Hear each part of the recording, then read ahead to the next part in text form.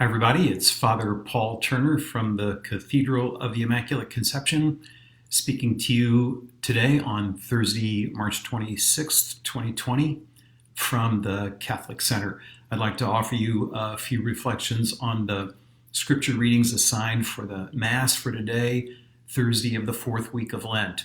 I've mentioned already that this second half of Lent, the Gospel passages are all drawn from John in order as we march through the books, but pulling out moments in the life of Jesus where the confrontation and the threats against him are very much in place.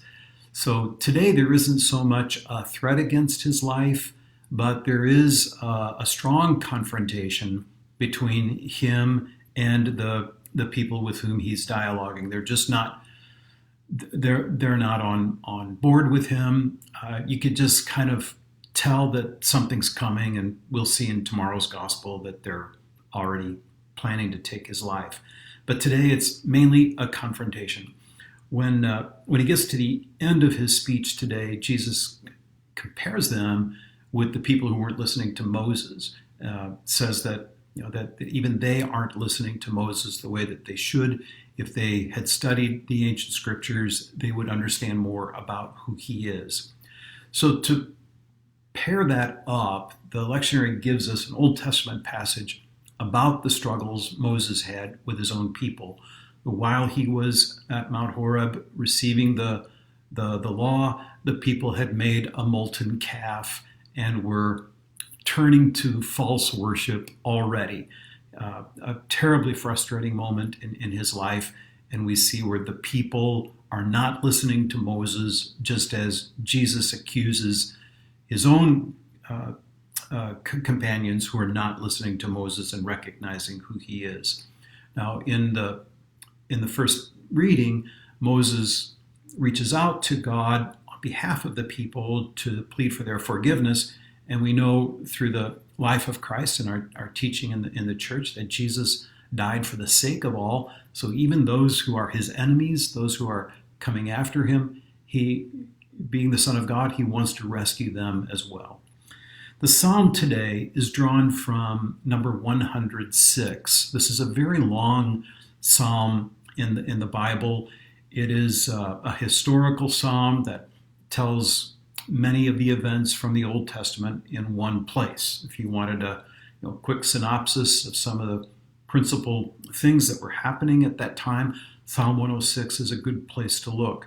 But we're using today verses 19 through 23, which make a direct reference to the golden calf, the molten calf that the people at the time of Moses were using for false worship. The refrain is, "Remember us, O Lord, as you favor your people." And of course, Moses is asking the people to remember God, to remember who it is that has come into the covenant with them.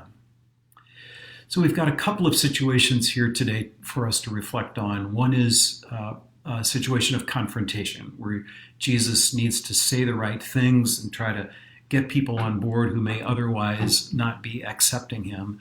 The other one is a situation where the people feel that God is absent. They don't know what has happened to the God of the covenant, so they're looking elsewhere to see if they can't establish some relationship there. We're going through a time of stay-at-home isolation in many parts of our country and our world. This is a time when we can draw closer to the people with whom we live, but we could also find ourselves in confrontation with some who actually mean a lot to us. We're looking for the best way to talk with them, dialogue with them, and establish points of mutual respect. Or, like the first reading, we might think that God is very far. We don't know why this virus has come. How can we get out of it? How will God rescue us from this?